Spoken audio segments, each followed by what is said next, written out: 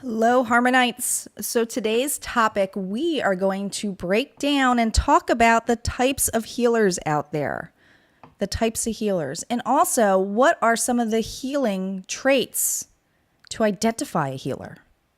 Because this is also important to know because sometimes you have those unsung heroes that come out that can be very healing and you go, what just happened? What just happened?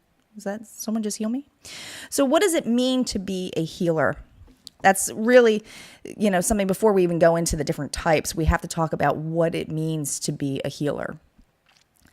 Now, to be a healer, whether it's knowingly or unknowingly of the healer, it's the natural ability to raise a person's vibration.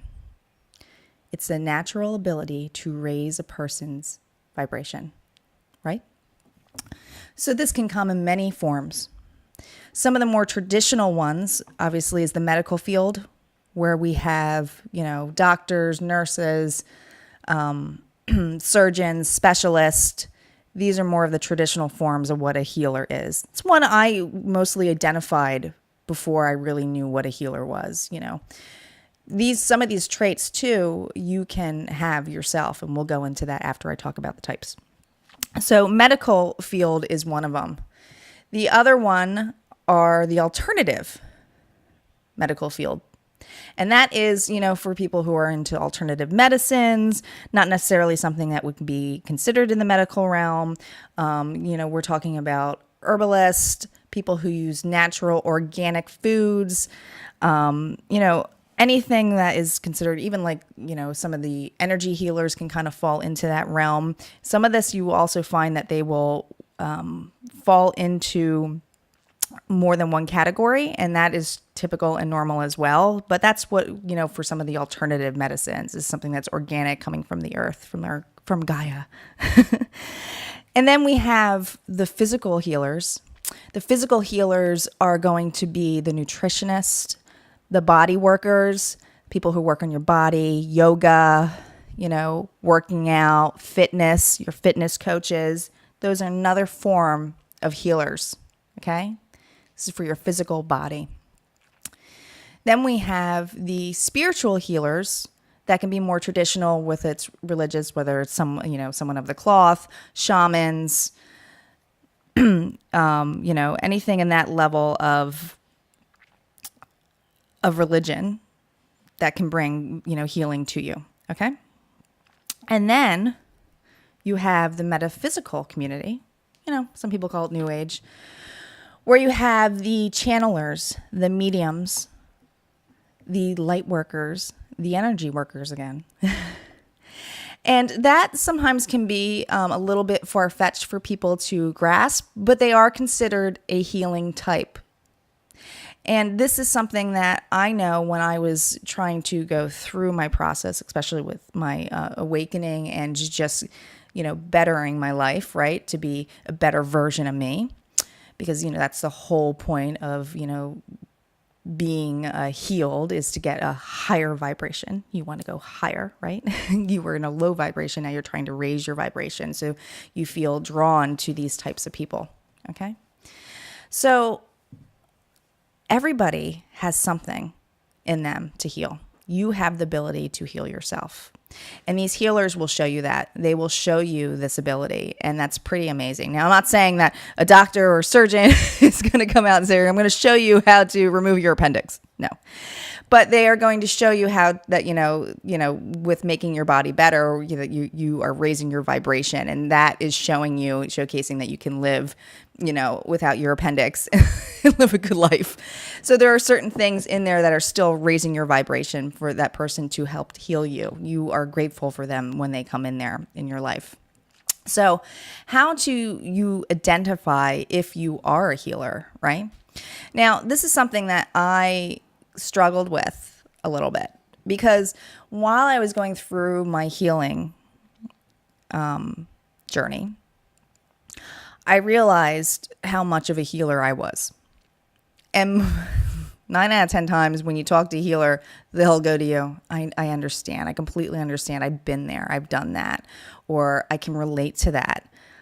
And it's because they're going through their healing process too.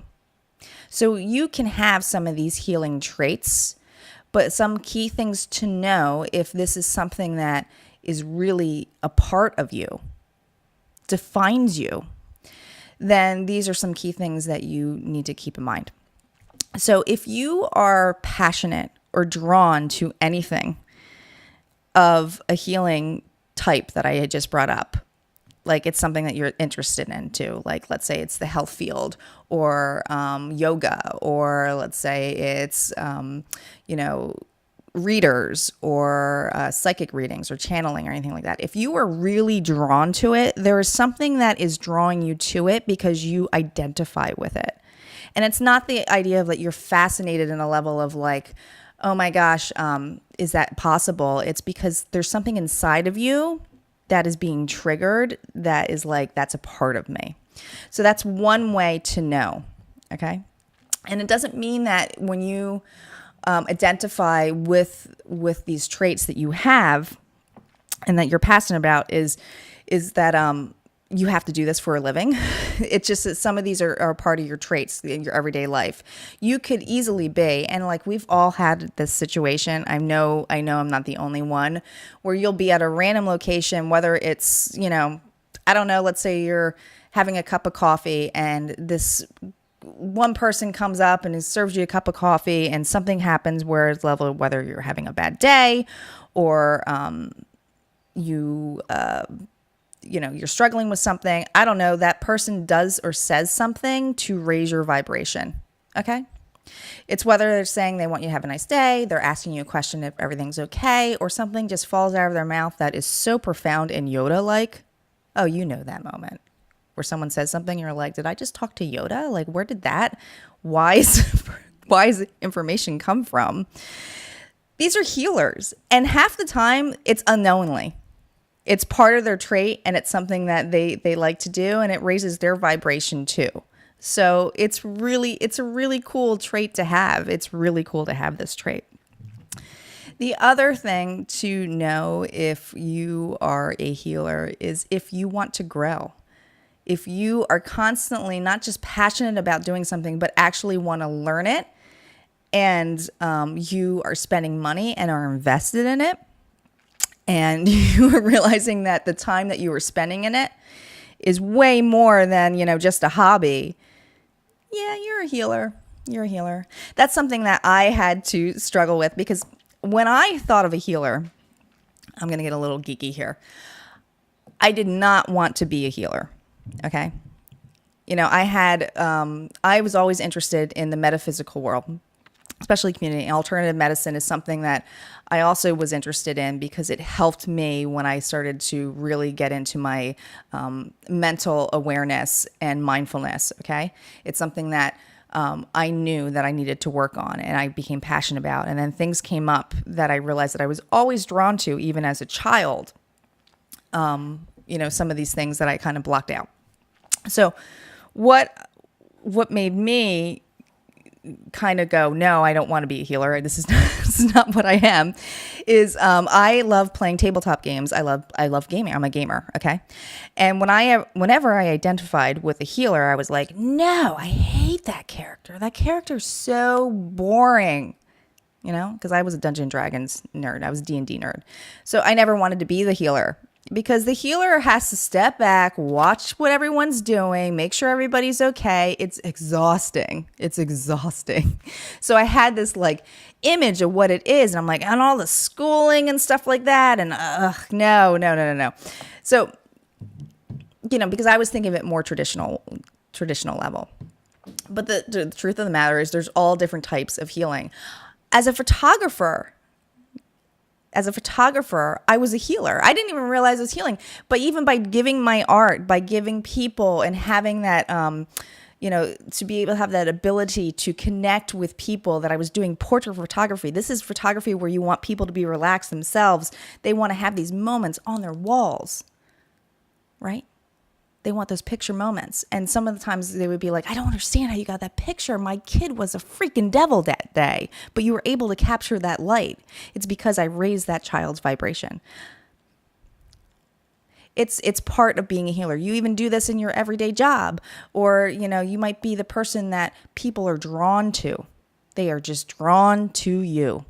You're the person that everybody goes to when they need help. Okay? Another sign of being a healer is that people are just drawn to you.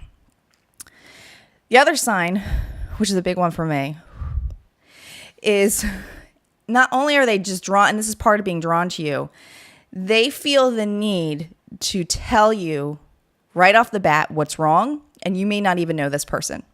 It could be a stranger in the street, and they all of a sudden tell you their life story about their hardship or something like that, and you just kind of give this advice, and you're like, where the hell did that just come from? Like, and why is this person next to me? So that is another form of healing, okay? Is being that just that listener, or somebody that just needs to have someone there for them. So keep that in mind, that you never know if somebody's having a bad day or what's going on in their mind. And I always try to think that if somebody is grouchy or anything like that, especially in and I've mentioned this before, like with the food industry, but they might have had like 10 really shitty people who are mean to them, and they're just projecting it back on you. You never know how someone's bad day is. So I always take it a grain for salt if someone is having a bad day, and I step back and I'll think that person might just have a bad day. I might just have to be and say something like, well, thank you, or do something to raise their vibration, and you just kind of just knowingly do it. That's healing. That's being a healer. Okay. So those are some of the things that I find that are to identify being a healer and the different types of healers. But also, I want to point out that even though you may feel drawn to this and you don't feel like you're good enough to do something like this, you are doing a disservice by saying that to yourself. Okay.